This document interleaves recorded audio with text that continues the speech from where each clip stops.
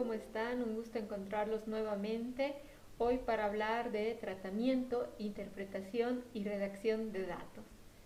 Como ustedes ya vieron anteriormente, nosotros cuando realizamos el perfil de investigación tenemos en cuenta lo que sería el tema, problema, objetivos, la teoría, el contexto y también está lo que es la metodología. Entonces, ¿qué es lo que pasa? En el perfil de investigación o en el proyecto de investigación, nosotros marcamos las directrices que vamos a aplicar en nuestra investigación para el momento en el que vamos a recopilar los datos, vamos a hacer el procesamiento y el análisis y también vamos a generar información, que eso se da a través de la redacción del documento. Entonces, para lograr este trabajo en el perfil es importante la lectura. Una lectura constante de nuestro entorno, pero también una lectura bibliográfica. Acompañar el proceso de investigación de la parte teórica. También cuando trabajamos con el perfil, la línea que vamos a tomar en el diseño metodológico de nuestra investigación es fundamental. La metodología es un pilar clave para realizar la investigación. Tiene que haber mucha coherencia en las decisiones metodológicas que tomemos. El momento en el que decidimos trabajar una metodología cuantitativa o una metodología cualitativa, esas decisiones marcan el futuro de nuestra investigación. Y no solamente marcan el futuro de la investigación en la recopilación de datos, el momento en el que interactuamos con el objeto o el sujeto de estudio, sino también en el procesamiento y el análisis de datos, como el momento en el que redactamos esta información. Entonces, las decisiones metodológicas son fundamentales. En ese sentido, tenemos que recordar cuáles son las preocupaciones de una investigación de índole cuantitativa.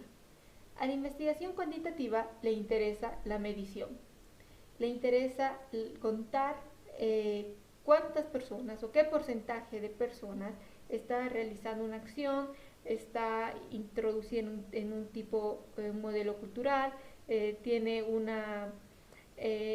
también le interesa bastante a lo cuantitativo la parte de la causalidad, ¿no?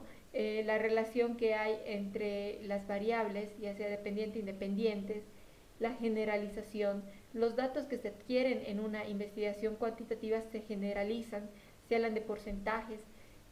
Si se llega a más de 50%, estaríamos hablando de la mayor cantidad de población, ¿no? Estamos con un 60%, la gran mayoría. Entonces empezamos a generalizar y se replica. Una técnica cuantitativa, a diferencia de una técnica cualitativa, y más que técnica, el instrumento puede ser replicado. Podemos hacer una encuesta que vaya a medir lo que pasa ahorita en este momento con los jóvenes que están en cuarentena en Cochabamba, y la misma encuesta se la puede aplicar a La Paz, a Santa Cruz, a Tarija, a otros departamentos, a otros países. ¿Por qué? Porque la investigación cuantitativa nace y se fundamenta en lo que es el marco teórico. En ese sentido, esta es la lógica del proceso de investigación cuantitativa que lo menciona Breeman en su libro de metodología. La investigación cuantitativa nace de la teoría, ¿no? Comenzamos en la teoría, se fundamenta de la teoría. A partir de esta teoría es que ya hace una respuesta previa a la investigación a través de la hipótesis. Con esta hipótesis y con la teoría ya marca su diseño de investigación, la operacionalización de variables, la selección del sitio de estudio, ¿no? Selección de informantes. Primero está puede planificar previamente a conocer al público con el cual va a interactuar. Entonces recoge la información y es un proceso muy lineal. Recoge la información, procesa datos, los analiza, genera resultados y conclusiones y los redacta, respondiendo a la teoría y a la hipótesis. Entonces es un proceso lineal, sin muchas vueltas y muy claro y planificado. Acá les muestro un ejemplo de lo que sería la manera en la que vamos a tratar y analizar los datos cuantitativos. Para poder analizar los datos cuantitativos podemos usar plataformas como el Excel, que nos da un trabajo sencillo. También se pueden utilizar cuando nosotros hacemos una investigación y generamos formularios online, ya nos lanza resultados, muchas veces hasta analizados, ¿no? Nos manda gráficas y demás. Pero hay una plataforma que es esta que les muestro acá, que es el SPSS, que trabaja con la investigación cuantitativa. Nos sirve mucho para el análisis de datos cuantitativos. Entonces uno puede colocar las distintas variables con las que está trabajando en las encuestas y coloca todos los datos necesarios para poder realizar la investigación, ¿no? Entonces es una plataforma que la verdad ayuda bastante para este tipo de trabajos. Agarra los datos de las encuestas, genera las estadísticas necesarias, lanza gráficos y además, sobre todo, también nos da tablas de frecuencia que ayudan a poder interpretar los resultados que tenemos. Genera medias, porcentajes, y nos da otras facilidades para poder trabajar estos datos duros, ¿no? Estos datos numéricos. Entonces, esta es una tabla de contingencia que nos va a permitir ver la relación del número de personas en un hogar con el número de celulares. Esta es una investigación que se hizo en Tiraque para poder ver el consumo cultural del celular en relación a la venta de papa en el lugar, ¿no? Porque sabemos que Tiraque es una provincia en Cochabamba que se caracteriza por la producción de papa. Entonces, ¿cuál es la relación, no? Encontramos familias, 4 familias en Tiraque que tienen a 2 personas y que tienen 2 celulares.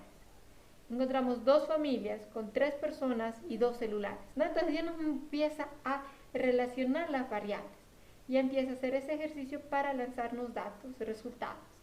Y estos resultados, ¿cómo los llegamos a analizar? ¿Cómo los llegamos a visibilizar? No es tanto a través de la tabla. La tabla sí nos da el tratamiento de resultados, pero esto se va a ver a través de los gráficos. Entonces, el momento en el que nosotros redactamos una investigación cuantitativa, en el documento de investigación, en el documento donde estamos plasmando los resultados de la investigación, no ponemos las tablas, sino los gráficos, que ya muestra el análisis, la interpretación de los datos, ¿no? Entonces acá podemos ya comprender toda esta información de una manera visual y la lectura es mucho más sencilla y adecuada. Esto se diferencia bastante de lo que sería una investigación cualitativa. ¿Qué le interesa a la investigación cualitativa? A la investigación cualitativa le interesa ver a través de los ojos de la gente con la que estudia. Eso nos dice Prima. Nos interesa saber qué es lo que perciben las personas, qué es lo que sienten, cómo ven el mundo, ¿no?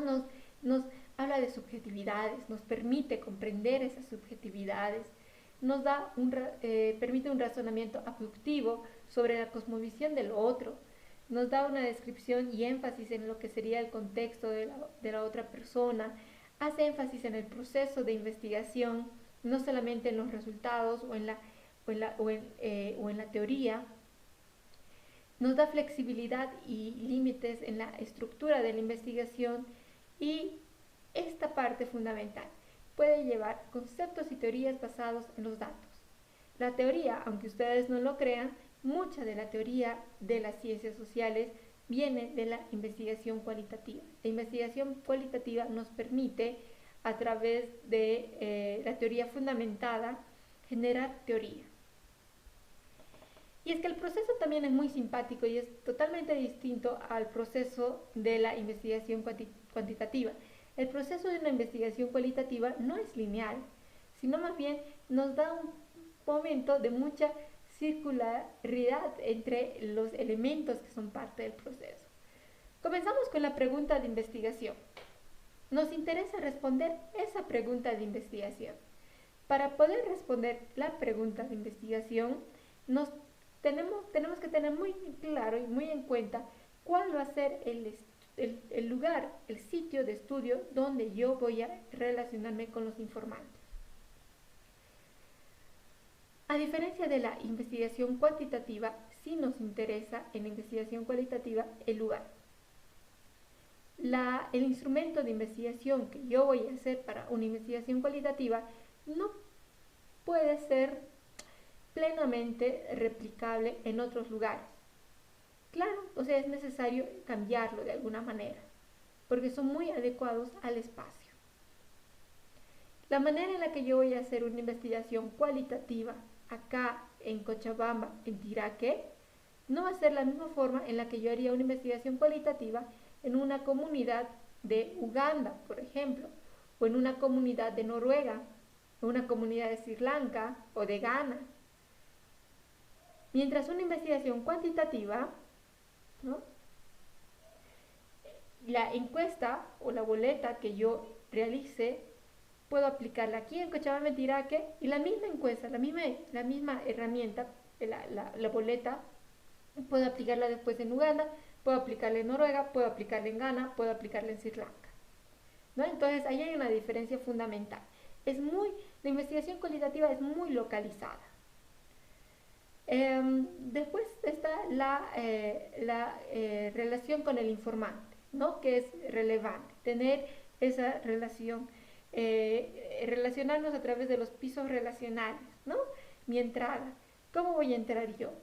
La otra persona no va a ser un anónimo, la otra persona es una persona, y esa persona tiene un nombre, y esa persona tiene una cultura, y esa persona tiene un bagaje histórico, y un bagaje cultural, y un bagaje psicológico, ¿no? Entonces la relación con esa persona se trabaja de otra manera. Y ahí hay varios puntos en lo que en algún momento hablábamos de la ética de la investigación, que también la ética de la investigación se aplica en lo cuantitativo, claro está, pero acá hay una relación distinta con la persona con la que estamos trabajando.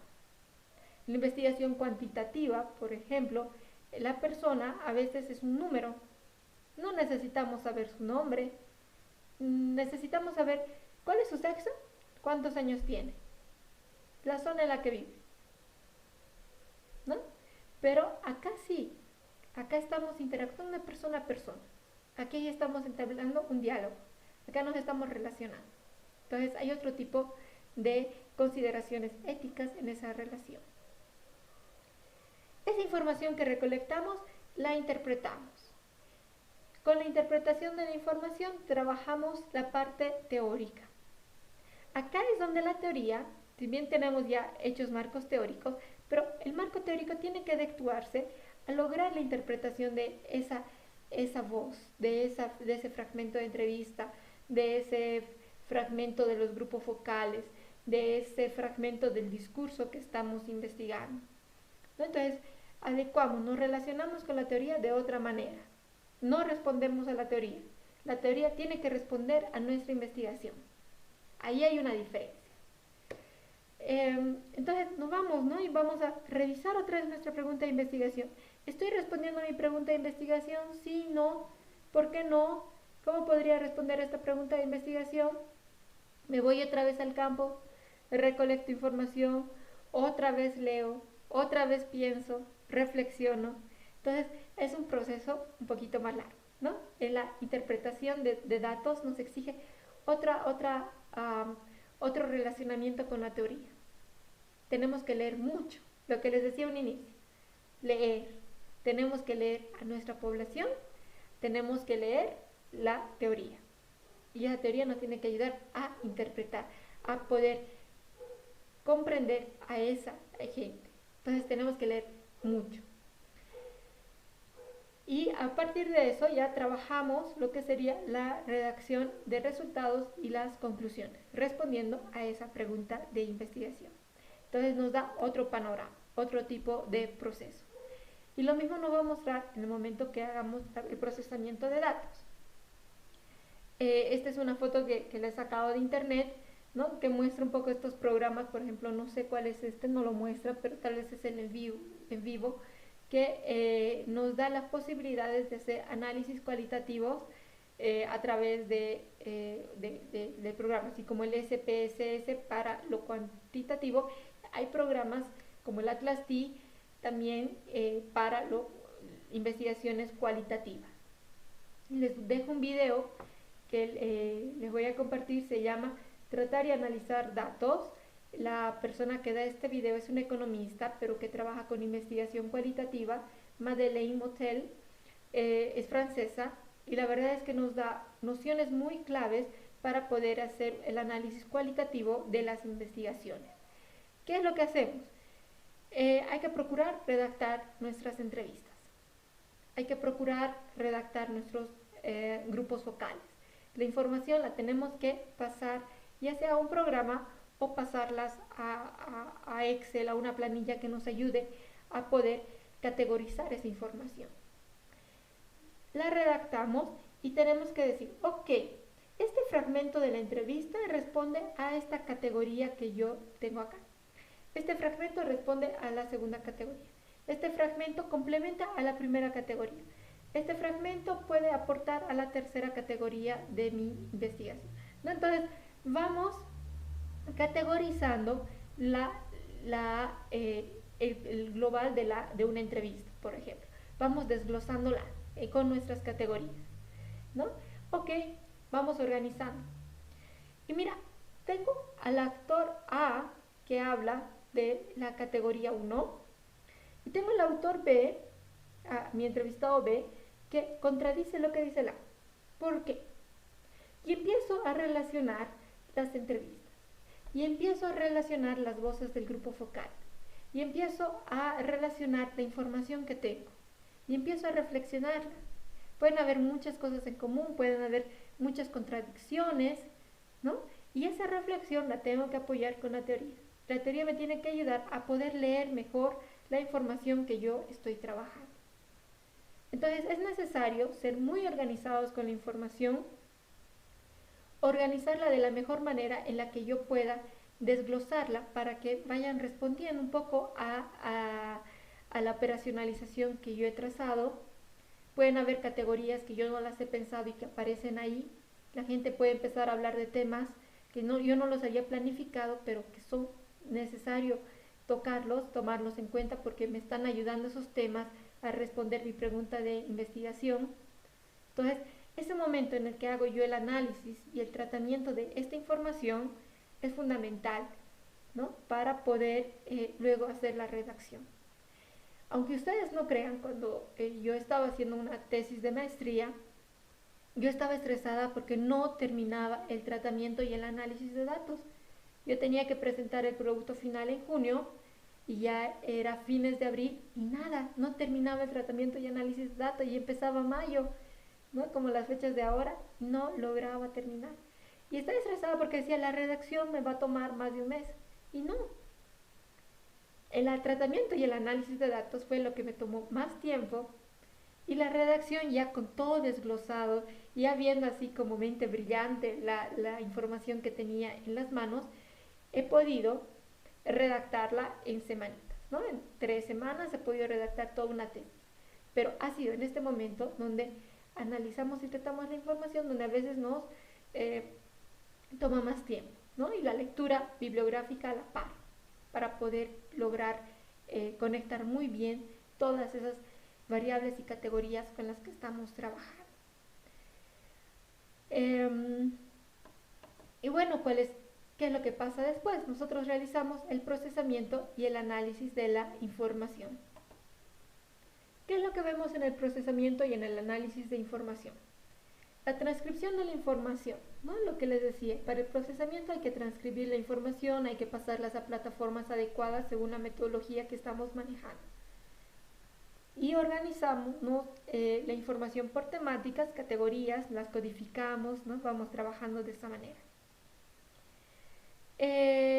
Luego de hacer este trabajo, que realmente es arduo, pasamos a lo que sería la redacción de la información. Un documento de investigación. Cualquier documento de investigación presenta generalmente estas partes. Una introducción, que son los antecedentes, donde contamos cómo surgió todo este trabajo, la idea, cuáles son nuestros objetivos. cuál es la justificación por la cual estamos trabajando esta investigación. Tenemos la metodología tiene que ser muy clara. Si ustedes trabajan una metodología cuantitativa, tienen que especificar muy bien cuál es su población, cómo van a sacar la muestra, qué tipo de muestreo están aplicando, tiene que estar detallado, tiene que estar muy claro, ¿no? Entonces, la parte metodológica en general es fundamental, todo el diseño metodológico. Lo mismo, metodología cualitativa. Ok, cuando hable de mi población, tiene que estar claro con cuántas entrevistas estoy pensando trabajar o con cuántas entrevistas he trabajado. Tiene que describir un poco esta población con la que estoy relacionándome para esta investigación, qué características principales tiene y esas características que han hecho en mí, cómo he relacionado mis técnicas según las características de esta población o el acceso a esta población, ¿no? Entonces, hay estos detalles que deben ser explicados de todo el diseño metodológico que se realice. La teoría y el contexto, obviamente, tenemos que tener nuestro marco teórico, nuestro marco contextual muy claro para que se comprenda el, eh, el espacio donde estamos realizando la investigación, no solamente el espacio físico, sino el espacio conceptual de esta investigación. Los resultados y un análisis, interpretación de estos resultados y las conclusiones, ¿no? El análisis es fundamental. Entonces, generalmente, cuando lo redactamos todo esto, tenemos lo que sería introducción, descripción y teoría. Cuando redactamos ya los resultados, tenemos que tener el soporte de información, entrevistas, gráficos, tablas, otros, análisis, teoría y conclusión. Los párrafos mismos, o sea, esta es una estructura general, pero los subtítulos tienen que estar redactados en esta lógica. El subtítulo tiene que tener una descripción, una introducción, ¿no? Tenemos que decir acá, para este capítulo, para este subtítulo, estoy usando tales autores. Tiene que mostrar los resultados, ¿no? Un fragmento de una entrevista, un gráfico, una tabla de contenidos, otros resultados que puedan haber. Tienen que hacer un análisis, una interpretación de esos resultados que está mostrando, que tiene que estar relacionado con la teoría, y finalmente una conclusión para cerrar. Ahora les muestro un ejemplo de lo que acabo de explicar. Esta es la tesis de Dominique Aquino. Ella ha trabajado sobre las percepciones que tiene la comunidad de Tiraque acerca del cambio climático. ¿Qué es lo que nos dice Dominique? ¿Cómo presenta los resultados? Ella presenta una introducción, y estamos en el punto 5.1 de los actores políticos, es el subtítulo Actores políticos. Ella presenta una introducción sobre lo que serían las narrativas orales, ¿no? Su trabajo va relacionado a narrativas orales y el comité agroecológico, que es la población con la que ha trabajado. Entonces está presentando una definición, se apoya en la teoría para hablar sobre lo que se consideraría un actor político desde la teoría. Posteriormente nos empieza a mostrar fragmentos de entrevista, es una investigación cualitativa de los entrevistados con los que ha interactuado en Tiraque, que de alguna manera están dando información relacionada a actores políticos, ¿no?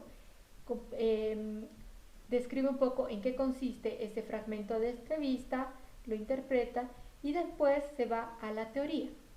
La teoría le ayuda a la interpretación. Posteriormente pone otro fragmento de entrevista, lo desarrolla, lo interpreta, se apoya en teoría para poder comprenderlo mejor. Nuevamente hay otro fragmento, hay un desarrollo teórico y hay un párrafo que concluye. Nunca cierren con una cita, siempre cierren con un párrafito de conclusión, ¿no? Este modelo que les muestra Dominique es un modelo clásico, pero es uno de los más adecuados. Sustenten las citas que coloquen. No solo pongan citas sin interpretarlas, sin apoyarse en la teoría para poder realizar esa interpretación. Lo mismo. Muy organizado Dominique. Cita, interpretación sustentada en teoría. Cita, interpretación sustentada en teoría. Nuevamente otra cita, Vamos a una interpretación sustentada en teoría y así, ¿no? Como ustedes pueden ver, esta es una tesis 100 que trabaja bajo esa lógica. Acá les muestro otro ejemplo que es de Isabela Bustamante. Ella ha trabajado con una investigación relacionada a las gigantografías. Quería ver cómo se está construyendo las nociones de género en las gigantografías de la ciudad de Cochabamba. Ha situado la ciudad en distintos puntos comerciales y durante un periodo que creo que era de Navidad al Día del Padre ha sacado fotos a todas las gigantografías que había en estos espacios relacionadas con género, ¿no? Entonces vamos bajo la misma lógica. Un párrafo introductorio coloca la fotografía que va a analizar, utiliza autores para poder hacer la interpretación de esa fotografía, explica por qué las pipocas, cómo está situado el hombre, la mujer, ¿no? Y demás. Va a otra publicidad, lo mismo, utiliza nuevamente autores para sustentar los datos que va colocando en su interpretación y nuevamente va a otra fotografía, lo interpreta, ¿no? Y al final Isabela presenta un párrafo que concluye el subtítulo con el que está trabajando. Entonces es necesario tener en cuenta que esta es la manera en la que se deben trabajar la redacción de resultados. Tenemos un párrafo introductorio, como les decía, donde está la descripción de lo que vamos a realizar en ese subcapítulo, en ese subtítulo, ¿no? Entonces tiene que estar muy claro donde ya se puedan indicar algunos autores con los que vamos a trabajar en ese momento. Tiene que haber el soporte de la información, tiene que haber fragmento de entrevista, un gráfico, una tabla, ¿no? Algún dato que muestre la información que hemos generado en el levantamiento de datos. Tiene que haber esa interpretación relacionado con teoría. Y finalmente, después de hacer este proceso cuantas veces sea necesario para poder responder a ese indicador con el que estamos trabajando, nos vamos a la conclusión. ¿Cómo redactamos eso? La universidad nos otorga, la carrera en este caso nos otorga 3 estructuras. La primera estructura tiene un capítulo principal que es el marco teórico, segundo capítulo marco referencial y contextual, capítulo tercero marco metodológico y en el cuarto, quinto, sexto capítulo vamos desarrollando nuestros resultados por objetivos. Los resultados pueden ser cada resultado un capítulo y puede estar dividido por las categorías. Cada objetivo puede estar dividido en categorías. Ustedes deciden un poco eso, pero es lo ideal, es la manera lógica en la que tendría que estar organizado. Finalmente, conclusiones, bibliografía y anexos. La segunda estructura tiene introducción, presentamos capítulo 1 donde está el problema y el diseño metodológico, capítulo 2 el marco teórico, capítulo 3 marco referencial, capítulo 4 los hallazgos generales del trabajo. Cada subtítulo es un objetivo, 4.1, objetivo 1, 4.2, objetivo 2, 4.3, objetivo 3, conclusiones, bibliografía y anexos. Esta estructura es muy utilizada para aquellas investigaciones que tengan un marco teórico muy fuerte, pero sobre todo un marco metodológico muy bien preparado, ¿no? Que realmente merezca un espacio tan amplio para ser presentado. Y finalmente la estructura 3, que es una estructura que se trabaja mucho en investigaciones cualitativas, que tiene la introducción, el marco referencial y luego cada capítulo se desarrolla por objetivos y hallazgos. ¿Dónde está nuestro marco teórico? Está en cada uno de los capítulos, ¿no? Nuestro marco teórico está en el del capítulo 2 para adelante. Junto a los resultados se desarrolla la teoría. Es una estructura que sirve mucho para investigaciones cualitativas donde los resultados tienen un bagaje teórico constante, ¿no? Se ayudan y se agarran de la teoría para poder lograr la interpretación. La estructura 1 también sirve bastante para una investigación cualitativa y también para una investigación cuantitativa.